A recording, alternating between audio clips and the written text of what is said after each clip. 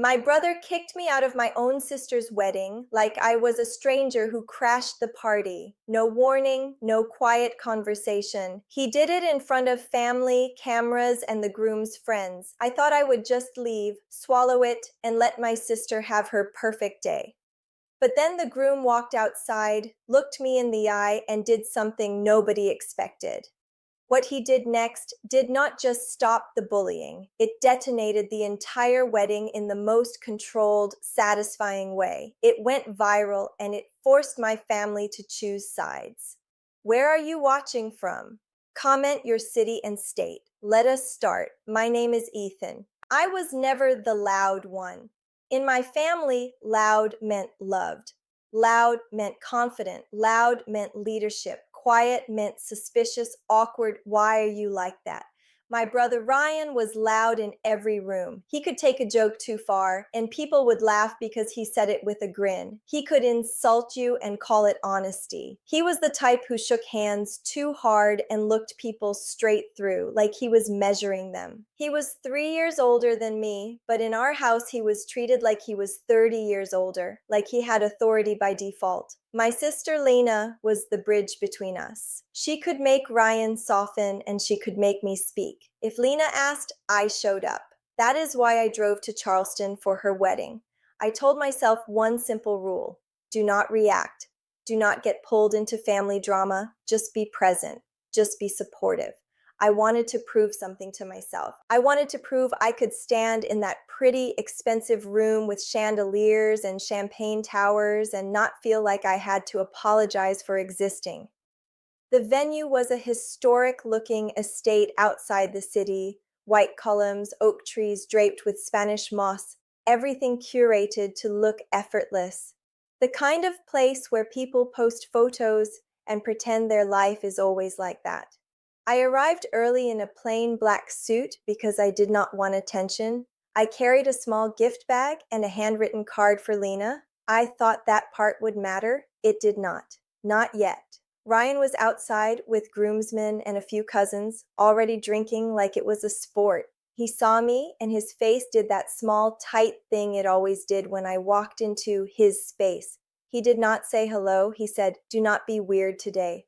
That was his version of a greeting. I kept my voice calm. "I am here for Lena." He stepped closer, breath smelling like mint, gum, and alcohol. "Exactly. So do not make it about you." My stomach tightened, but I swallowed it. I walked inside. The ceremony was beautiful. Lena looked happy in a way I had not seen in years. She was not performing. She was not trying to please our parents. She looked genuinely safe. Caleb, the groom, stood at the front with steady hands and warm eyes. Caleb was not flashy. He did not talk over people. When he spoke, people listened because it felt real, not because he demanded it. When Lena reached him, he whispered something that made her laugh, and I remember thinking, good. She is marrying someone who brings her down to earth instead of pushing her into a spotlight. During the vows, I looked at Ryan. He smiled for cameras, but his eyes kept scanning the crowd like he was checking for problems. He liked control more than celebration. After the ceremony, we moved into the reception space. Music, lights, food, people hugging. I found a table near the side. I did not hide. I just did not chase the center. I talked to a couple cousins. I complimented an aunt's dress. I stayed friendly. I stayed calm. And for a while it worked. Then the speeches started. Ryan stood up without being asked. He always did that. He grabbed the microphone like he owned it. He told funny stories about Lena, most of them private. The room laughed. Lena laughed too, but her smile looked strained. Caleb's jaw tightened just a little, then relaxed, like he was choosing peace for her. Ryan ended with a toast that sounded supportive, but had that sharp edge underneath. "To Lena," he said, "who finally found someone who can handle her." People cheered. I did not. I sipped water and kept my face neutral. Ryan noticed. He always noticed when I did not play along. After the speeches, the dance floor opened. I stayed seated because I do not dance well, and I did not want the whole "come on, loosen up" routine. I was fine watching Lena dance with Caleb, watching her laugh with her friends. I was fine being the quiet brother in the corner who still showed up. That should have been enough. It was not enough for Ryan. He came to my table holding a drink, face flushed, voice already sharpened by alcohol and entitlement. "Why are you sitting like that?" he asked. "Like what?" I said. "Like you are judging everyone," he said. I kept my tone even. "I am not judging anyone. I am just sitting." He leaned in, close enough that a couple people at the table looked uncomfortable. "Smile," he said. "You look miserable." I took a slow breath. "I am happy for Lena." He laughed, like that was the dumbest thing he had ever heard. "No, you are not," he said. "You love acting like the outsider. You love making people uncomfortable." My hands stayed on the table. I did not clench them. I did not raise my voice. I said, "Ryan, not today." That sentence flipped him. Because when you tell a controlling person, "not today," you are not just setting a boundary. You are challenging their power. Ryan straightened up and raised his voice just enough for nearby tables to hear. "Go outside," he said. I blinked. "What?" He pointed toward the exit. "Go outside. Get yourself together. Do not sit here with that face on my sister's wedding day." My pulse spiked. I looked around for Lena. She was across the room with Caleb and friends, laughing, unaware. I did not want her dragged into this. Ryan stepped closer, voice lower again, more dangerous because it was controlled. "You are not going to ruin this," he said. "Either you walk outside or I have staff remove you." I felt the humiliation like heat on my skin. Not because I believed him, but because I knew people would accept his version automatically. That is what our family had trained them to do. I stood up slowly. I said one word. "Fine." Ryan's face showed satisfaction, like he had proven a point. I walked out. The doors closed behind me. Music thumped through the walls. Laughter floated out like I was listening from a different life. I stood under a side light near the building, holding my jacket and trying to keep my breathing steady. I told myself, this is temporary. Stay calm. Do not ruin Lena's night. Then my phone buzzed. A text from Lena. "Where are you? I have not seen you." My throat tightened. I did not want to lie. I also did not want to drop a grenade into her wedding. I typed, "I stepped out for air. I am okay." Before I could send it, the side door opened. Caleb stepped outside. He looked around, then locked eyes with me. He did not look confused. He looked focused, like he had already decided something. "Ethan," he said. I forced a small, polite smile. "Hey, I am fine. Just needed air."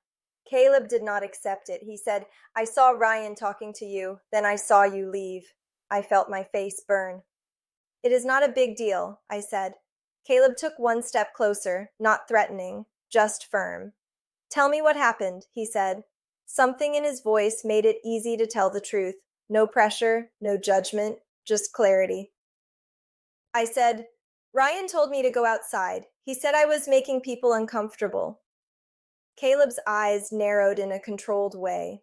He nodded once, like he was confirming a pattern. "Did he kick you out?" he asked. I hesitated, then nodded. Caleb was silent for a beat, then he said, "Stay right here." He turned and walked back inside. My stomach dropped because I could feel what was coming. I did not know what it would look like, but I knew it would be big. Inside, the music lowered. Not fully off, but down. The kind of sound change that makes people look up. The doors opened again. Caleb came out, and Lena followed him. Ryan followed too, annoyed, already trying to control what was happening. Lena's face was still soft until she saw me. Then her eyebrows pulled together.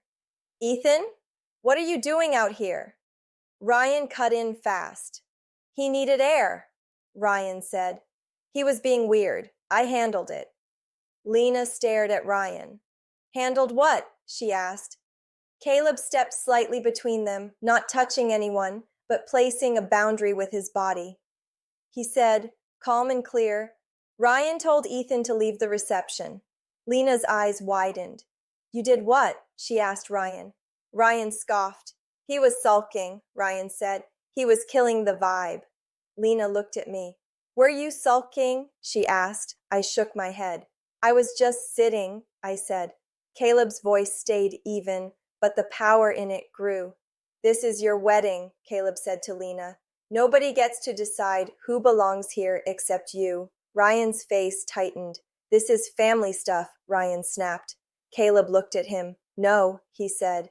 This is my wedding too, and bullying is not welcome. Ryan laughed once, sharp. Bullying? Come on, he always plays victim. Caleb did not argue. He did not trade insults, he did something smarter. He said, We do not have to debate it, it is on video. Ryan froze. Lena's mouth opened slightly. What video? She whispered. Caleb lifted a phone. The photographer caught it, Caleb said. Not on purpose, it just happened. Ryan took a step forward. Do not do this, he hissed. Caleb's voice did not change. I am doing it, he said, because I refuse to start my marriage by teaching Lena that her brother can be treated like garbage to keep the mood light. Lena's eyes filled with tears, not weak tears, angry ones. She turned to Ryan. You embarrassed him, she said. On my wedding day. Ryan tried to pivot. I was protecting you, he said. He makes everything awkward. Caleb turned toward the door and said, Come inside. He looked at me. Ethan, walk with us. My legs felt heavy, but I followed. We walked back into the reception together, and when people saw Lena beside Caleb, their faces changed because they could tell something serious was happening. Caleb moved to the center near the DJ booth and asked for the microphone. The band stopped. The room went quiet. Caleb held the mic like it was a tool, not a trophy. He said, I need everyone's attention for 1 minute. People leaned in. Ryan stood near the edge, arms crossed, trying to look like he did not care. Caleb said, I did not plan a speech right now, but something happened outside that does not belong at any celebration. He paused. Someone in this room decided they could remove a guest because he was quiet, because he did not perform happiness the way they wanted. He looked around slowly. That guest is my wife's brother. The room shifted. You could feel it, like a wave. Caleb continued, I am not saying this to create drama. I am saying it because I refuse to normalize cruelty. He nodded to the DJ. Please play the clip, he said. The screen behind the DJ lit up. A short video played. Ryan leaning over my table. Ryan pointing toward the door. Ryan saying, Go outside. Do not come back until you can act normal. My voice, Fine. It ended. The silence that followed was heavy, not awkward silence, accountability silence. Lena stared at the screen, then at Ryan. Ryan's face turned pale, then red. He opened his mouth to speak. Caleb raised the mic and said one sentence that cut through everything. Before you explain, understand this. Explanations are not apologies. Ryan shut his mouth. Caleb turned to me, right there in front of everyone, and held out his hand. Ethan, he said, you are not leaving. You are staying. You belong here. You are family here. My chest tightened so hard it hurt. I stepped forward and took his hand. Caleb turned back to Ryan. Now you have a choice, Caleb said. You can apologize to Ethan and to Lena, right now, or you can leave. Ryan laughed, but it sounded shaky. You cannot tell me to leave, he said. Caleb's voice stayed calm. I can, he said. It is my wedding. Ryan looked around, expecting allies. Our parents looked stunned. A couple relatives stared at their plates. Nobody rushed to save him, because the clip made it impossible to pretend. Ryan tried one more move. He said, loud enough for the room, He has always been like this. He always ruins things. Caleb responded instantly. No, he said. People do not ruin things by being quiet. People ruin things by being cruel. Then Caleb said the line that changed everything, the line people would later quote online. If you need someone smaller so you can feel bigger, you are the problem. The room exhaled like it had been holding that truth for years. Ryan's eyes flashed. He stepped forward like he might escalate. Two groomsmen moved closer, ready, not aggressive, just prepared. Caleb did not flinch. He simply said, "Apologize or leave." Ryan's pride fought his fear. He looked at Lena, expecting her to side with him. Lena's voice shook, but it was strong. "Ryan," she said, "you do not get to decide who my family is. Ethan is my brother. If you cannot respect him, you can go." That was the moment Ryan lost the room. He stared at Lena like she had betrayed him. Then he looked at me with pure resentment. "Happy now?" he said. I did not answer. Caleb answered for me. "No," Caleb said. "He is hurt, and you did that." Ryan's hand tightened around his drink. He threw one last glance around, realized no one was moving, and stormed toward the exit. As he walked out, a guest's phone camera followed him. Another guest started recording. People were not laughing now. They were documenting. Ryan slammed the door behind him. The room stayed silent for 2 seconds. Then Caleb turned to everyone and said, "We are going to continue celebrating, but we are going to do it with respect." He looked at me again. "Ethan, come sit at our table," he said. I froze. Head table, spotlight, the one place I never wanted. Caleb leaned in and said quietly, "You do not have to speak, you just have to be here." Lena took my hand. Her eyes were wet. "I am sorry," she whispered. "I did not know." I swallowed hard and nodded. "It is okay," I said. But it was not fully okay. Not yet, because I could feel it. Ryan was outside, furious, humiliated. And when a controlling person loses control in public, they do not calm down. They escalate. I sat at the head table, hearing whispers ripple across the room. People kept glancing toward the door. Phones were out. Not all, but enough. The DJ started music again, but it sounded different now. Not carefree. Charged. Lena leaned closer and said, "Are you okay?" I answered honestly, "I do not know," I said. Caleb looked at me and said, "You will be." Then the door opened. Everyone turned. Ryan walked back in. And he was not alone. He had our father with him. Dad looked tense, like he had been pulled into a fire he could not control. Ryan pointed at Caleb like he was accusing him of a crime. "You embarrassed me," Ryan said. Caleb stood up slowly, still calm. "You embarrassed yourself," Caleb replied. Dad raised a hand. "Let us not do this," he said, voice pleading. Ryan ignored him. He looked at Lena. "Tell him to apologize," Ryan demanded. Lena stood. Her voice was quiet but sharp.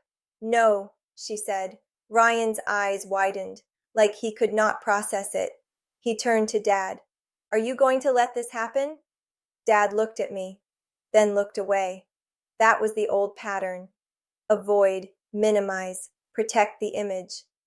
Caleb watched Dad's reaction and then said into the microphone again, "Sir, with respect, your son just tried to remove your other son from this wedding. If you want to defend that, you can leave with him." The room went dead silent. Dad's face tightened. Ryan stared at Dad, waiting, and Dad hesitated. That hesitation was everything. Because it meant the clip did something even bigger than call out Ryan. It exposed the system that enabled him. Ryan's voice rose. "This is insane," he said. "You people are turning on me." Caleb's response was simple. "We are not turning on you," he said. "We are turning toward the truth." Ryan's breathing looked heavy. He slammed his drink on a table, glass rattling. Lena flinched. Caleb noticed. Caleb's posture changed. His calm became steel. He said, "Ryan, you are done. Leave now." Ryan took one step toward the head table, toward Lena.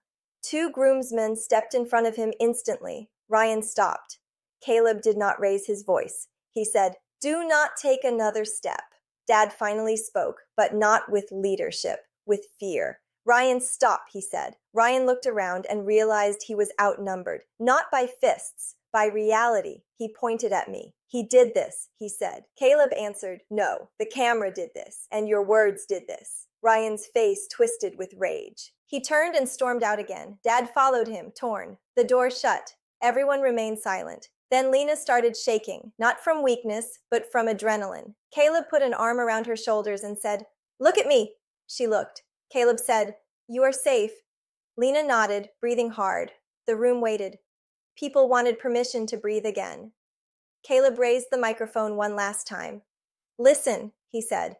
This wedding is about Lena and me, and we choose love. We choose respect. If anyone cannot handle that, they can leave. Otherwise, we dance. The band started up again, louder, brighter. People clapped, not polite claps, relieved claps. Lena squeezed my hand under the table, just like when we were kids. And for the first time all night, I felt something shift in my chest. Not victory, not revenge, relief. But outside, phones were already uploading the clip. Someone had recorded the screen. Someone had recorded Caleb's line about truth. Someone had recorded Ryan storming out. And within minutes, the video was spreading. I did not know that yet. I just knew the air in the room had changed, the power had changed, and it was not going back. The first time I realized it was going viral, it was not because someone told me. It was because my phone would not stop vibrating, message after message, notifications stacking so fast I could not read them. I was sitting at the head table trying to act normal, trying to focus on Lena smiling again, when my cousin Maya leaned in and whispered, Ethan, people are posting it, like right now. I blinked. Posting what? Maya tilted her phone toward me. A short clip, shaky but clear, Ryan pointing at the exit, Ryan saying, act normal, then Caleb's voice, if you need someone smaller so you can feel bigger, you are the problem. The caption read, Groom defends bride's brother at wedding. Brother gets exposed. The likes were climbing in real time. My stomach dropped, not because I was ashamed, because I knew what virality did. It did not just tell the truth, it amplified consequences. Lena leaned over, seeing my face. What is it? She asked. I hesitated, then showed her. Lena's eyes widened. Her hand flew to her mouth. Oh my God, she whispered. Caleb looked at her phone, then looked at me. It is out, he said quietly. He did not sound surprised. He sounded prepared. What does that mean? I asked. Caleb said, it means we do not get to control the narrative anymore. We just get to live the truth. That line hit me, because my entire upbringing was about controlling the narrative. Smile for the photo. Do not talk about the argument. Keep it inside. Pretend everything is fine. Suddenly, none of that mattered. The internet was watching, and for once, the internet was not on the side of the bully. Ryan came back one more time. This time, he did not try to be charming. He tried to be dangerous. He stood at the edge of the dance floor, staring at us like he wanted to burn the room down with his eyes. Dad stood next to him, voice low, trying to calm him. Mom, our mom, was nowhere near him. She had moved to the women's restroom area earlier, crying, embarrassed, overwhelmed. She had not defended me outside either, but she also was not defending Ryan now. She was disappearing, like she always did when conflict forced her to pick a side.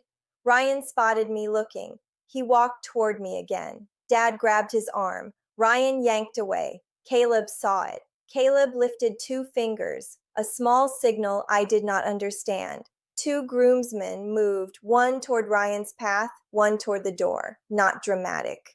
Quiet control. Caleb leaned to Lena and said something. Lena nodded and stepped behind him slightly. That was when I realized Caleb had been handling high-pressure situations his whole life. He was not playing wedding hero. He was protecting his wife. Ryan stopped 3 feet from our table because the groomsman was now between us. Ryan pointed at me. Look what you did, he said. I kept my voice low. I did not do anything, I said. Ryan scoffed. You always do this, he said. You sit there and act innocent. You make everyone feel guilty. Caleb stood up again. Ryan, he said, you are not speaking to Ethan like that. Ryan turned his anger on Caleb. Who are you to talk to me? He snapped. Caleb answered, I am the man Lena chose, and today I choose what happens around her. Ryan's face tightened. You are making a mistake, he said. Caleb replied, the mistake would be letting you think you can intimidate people and still be welcomed. Ryan looked at Lena. Tell him, he demanded. Lena's voice was firm, quieter than his, but stronger because it did not shake. Ryan, stop, she said. You hurt Ethan. You hurt me. You need to leave. Ryan stared like he could not recognize his sister. Then he did something that guaranteed it would never go back to normal. He raised his voice and said, "You are choosing him over me?" Lena did not flinch. "I am choosing what is right," she said. In that moment, half the room stopped dancing. Phones came out again. The scene was too intense to ignore. Caleb stepped closer to Ryan, not aggressive, but close enough that Ryan had to look him in the eyes. Caleb said, "You are done. Leave now. If you do not, I will have security remove you." Ryan laughed. "Security?" he said. "This is my family." Caleb replied, "This is my marriage." Ryan's eyes went wide, then narrow. He looked around, saw people watching, saw cameras. Then he tried a final pivot. Victim mode. He raised his hands and said loudly, "So now I am the bad guy because I asked him to smile? Are we serious?" A few people shifted uncomfortably. It was a familiar trick. Make it sound small. Make the response look dramatic. Caleb did not bite. Caleb said, "You did not ask him to smile. You tried to exile him." Then Caleb did the one thing that locked the entire room onto his side. He addressed everyone, calm and measured, like a judge. "Everybody here just watched how quickly Ryan rewrites reality," Caleb said. "If you are ever wondering why Ethan stays quiet, this is why. When you speak, he twists it. When you defend yourself, he escalates. When you stay calm, he calls it sulking." The room went still again. Because it was true. I felt my throat tighten. Caleb kept going. "Ethan does not owe anyone performance," he said. "He owes basic respect to the couple getting married." He gave that. Ryan did not. Then Caleb turned to Ryan and said, "You can apologize or you can go. There is no third option." Ryan's face went hard. He leaned close to the groomsman and said something under his breath. The groomsman did not move. Ryan realized intimidation was not working. He spun around and stormed out. Dad followed again. This time, Dad looked less like a leader and more like a man chasing a fire he started. The door shut. The band started again, but slower, like they were reading the room. Lena looked like she might cry. Caleb put his forehead close to hers and said something private. Lena nodded, then looked at me. "Ethan," she said, voice soft, "I am sorry. I did not see it." I swallowed hard. "I did not want you to see it today," I said. Lena's eyes filled. "I needed to see it," she said. Then Caleb surprised me again. He walked to the DJ and asked for the microphone one more time. People groaned quietly, not because they were annoyed, but because they sensed another heavy moment. Caleb raised his hand. 30 seconds, he said. "Then we party." He looked straight at the room and said, "I want to say something clear. If you are a person who has ever been pushed out of a room for not being loud enough, not being fun enough, not being easy enough, I want you to hear me." He paused, letting silence do the work. "You are not the problem," he said. "Sometimes you are just the only honest person in a dishonest room." That line hit like thunder. It was clean. It was shareable. It was made for the internet without trying to be. I heard people whisper, "Wow." Someone sniffled. A few people clapped. Caleb turned to me and said, "Ethan, I want you to stand up." My stomach dropped. I did not want that, but he was not asking to embarrass me. He was asking to restore me. I stood. My knees felt weird. Caleb said, "This is Lena's brother, and tonight he got treated like he was disposable." He looked around. "He is not disposable." He turned to Lena. "Do you want your brother here?" Lena's answer was immediate. "Yes," she said. Her voice cracked. "I want him here." Caleb nodded, then looked at me again. "Then sit where you want," he said. "Dance or do not dance. Speak or do not speak, but do not shrink." My eyes burned. I nodded. That was all I could manage. Caleb clapped once and said, "Now we celebrate." The band started a high-energy song. People cheered, not because drama is fun, but because justice is satisfying. Lena pulled me onto the dance floor. I protested with a half laugh. She did not care. She said, "Just sway, that is all."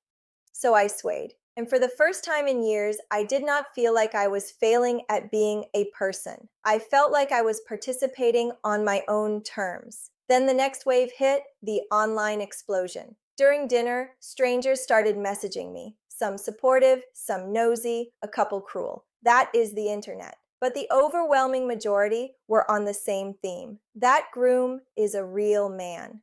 Your sister is brave. Your brother is toxic. Then came the part that made everything bigger. Someone posted the clip on a major short video page and it crossed hundreds of thousands of views in hours, then a million, then more. It got stitched, remixed, discussed. People argued about family loyalty, bullying, weddings, boundaries. Caleb's line about truth got quoted like it was a movie. By midnight, the video had escaped our circles and entered the algorithm. The next morning, my father called me, not to apologize, not at first, to control damage. Ethan, you need to tell people to stop sharing it, Dad said, voice tense. I sat on my hotel bed, staring at the wall. I cannot control what people share, I said. Dad snapped, you can post something. You can say it was a misunderstanding. I felt something in me go cold. It was not a misunderstanding, I said. Dad exhaled hard. Ryan is getting attacked online, he said. His job might see it. I stayed quiet. Dad continued, this is tearing the family apart. I finally said it. Ryan tore it apart when he treated me like trash, I said. Dad's voice lowered. You could have handled it privately, he said. I laughed once, no humor. Privately is where it lived for years, I said. Privately is where it kept happening. Dad paused. Then he said the thing that made my chest tighten. He is your brother, he said. I answered, and I am your son. Silence. Long silence. Then Dad said, quieter, your mother is crying. I said, so was I. For years, nobody cared. That was the first time I had ever spoken to my father like that. Not disrespectful, just truthful. Dad did not know what to do with truth. We ended the call with no resolution. Then Lena called. Her voice was exhausted. Ethan, she said, I just saw comments. People are calling Ryan names. People are digging into his life. I could hear fear, not fear of Ryan, fear of chaos. I said, Lena, do you regret it? She went quiet. Then she said, no. That one word was everything. She continued, I regret that it took my wedding for me to see it. I said, you saw it now. That matters. Lena sniffled. Caleb is getting messages too, she said. People want interviews. Do not do interviews, I said immediately. Protect your peace. She said, Caleb said the same thing. I paused. Caleb is smart, I said. Lena laughed softly. He is, she said. And Ethan? Yeah? Thank you for not exploding back, she said. If you had, Ryan would have made you the villain. I swallowed. I know, I said. That is why I left. Lena's voice sharpened. You should not have had to leave, she said. Caleb says that is the point. Later that day, Caleb asked to meet me alone, just us, at a quiet coffee shop. It was early, before the online noise could drag everyone into more drama. He sat across from me with a plain black coffee and said, I need to ask you something. I said, okay. He asked, has Ryan been doing this your whole life? I stared at the table for a second, then I nodded. Caleb exhaled slowly. I thought so, he said. I asked, how? Caleb said, because the way he talked to you was practiced, not emotional, strategic. That word, strategic, made my skin prickle. Caleb leaned forward. I did not defend you for views, he said. I defended you because if I let that slide, I would be building my marriage on the same silence that hurt you. That sentence landed deep. I said, you did not have to do that. Caleb shook his head. I did, he said, because Lena chose me, and Lena loves you. So if I cannot protect what she loves, what kind of husband am I? I could not answer that. My throat tightened. Caleb continued, also, I saw you. You did not shout. You did not beg. You did not plead. You left so Lena could keep her joy. That is love. That is strength. I looked away. Caleb then said, now we set boundaries. He pulled out his phone and showed me a message thread. It was from Ryan, sent to Caleb late night. Ryan had tried to intimidate him, not with threats, but with manipulation. You ruined my reputation. You made my sister turn against me. You are going to regret this. Caleb said, This is not over. Ryan will try to punish Lena for this. My stomach dropped. What do we do? I asked. Caleb said, We protect her. We document everything. And we stop letting your family pretend this is normal. Over the next week, that is exactly what happened. Ryan tried to contact Lena repeatedly. He sent apologetic messages, then angry ones, then guilt trips. Lena saved everyone. Ryan tried to contact me. I did not respond. Ryan showed up at our parents' house twice. Lena was staying there temporarily before her honeymoon plans got canceled. Caleb insisted on canceling the trip. He said, We can take a vacation anytime. We cannot rebuild safety if we leave in the middle of this. When Ryan showed up, Dad tried to talk him down. Ryan raised his voice. Neighbors heard. Someone recorded from a window. That second clip added fuel. It did not matter what Ryan said. The pattern was now visible. Control, anger, blame. People recognized it because they had lived it. That is why it went viral. Not because it was a wedding scandal, because it was a story people knew in their bones. Then came the twist nobody expected. Dad finally snapped at Ryan. Not at me, not at Lena, at Ryan.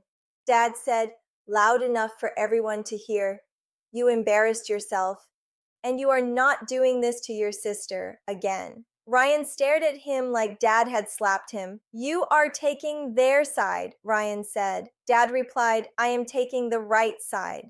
That moment did not go viral the same way because it was not as clean and cinematic. But it mattered more because it meant the family system was cracking. A week later, Ryan posted a long statement online. He tried to sound calm. He said he regretted how things looked. He said he was protecting the wedding energy. He said the clip was out of context. The comments destroyed him, not with cruelty, but with logic. People said, Context does not change your words. You pointed him out like trash. You are not the victim. Ryan deleted it. Then he went silent. For the first time in my life, Ryan went silent. And in that silence, something new happened. My mom called me and said, I am sorry. She had never said that clearly. She cried and said, I watched him treat you like that, and I did nothing. I thought staying quiet kept peace. I said, It did not keep peace. It kept pain. She whispered, I see that now. Dad called later and said, I handled you wrong your whole life. It was not a perfect apology, but it was real enough to make my chest feel heavy. And Lena? Lena changed. She started therapy. She stopped making excuses for Ryan. She stopped smoothing everything. She told relatives, If you blame Ethan for this, you do not come near my home. Caleb backed her every time. And me? I did not become loud. I did not become a different person. I just stopped shrinking. Weeks later, the video was still circulating. People would tag Caleb and call him the standard. Some called him a hero. Caleb hated that. He told Lena, I did what any decent person should do. But the internet did not care about modesty. The internet cared about a moment that felt like justice. One night, Lena and Caleb invited me over for dinner at their new apartment. It was simple, warm, safe, no performance. Lena served pasta and laughed when it spilled a little. Caleb played music low. No one criticized anyone's face. After dinner, Caleb raised a glass of sparkling water and said, I want to make a toast. I rolled my eyes jokingly. Please do not, I said. Lena laughed. Caleb smiled. I will keep it short, he said. He looked at me. Ethan, you do not have to earn your place. You have it. Lena added, You always had it. I forgot. I will not forget again. My eyes burned. I nodded. That was all. Later, when I drove back to my place, I sat in my car for a minute and stared at the steering wheel. I thought about that night at the venue, standing outside under a dim light, hearing the music through the wall like I did not belong. I thought about how quickly shame tries to convince you that being excluded means you deserve it. Then I thought about Caleb walking outside, calm and steady, choosing truth over comfort, choosing people over image. That is why it went viral. Not because it was perfect, because it was rare. A person with power using it to protect someone with less power in public. without rage, without insults, without violence. Just boundaries, just clarity, just a line drawn where it should have been drawn years ago. If you are listening to this and you have ever been treated like you are too quiet, too awkward, too much, or not enough, I want you to remember this. The people who try to shrink you are not measuring your worth. They are protecting their control. And the moment someone finally says no to them, it feels like the whole world shifts. For me, it did. And it started at my sister's wedding, the moment my brother tried to throw me out, and the groom decided to throw out the lie instead. If this story hit you, comment where you are watching from and tell me one word: seen. I read the comments. I will see you in the next one.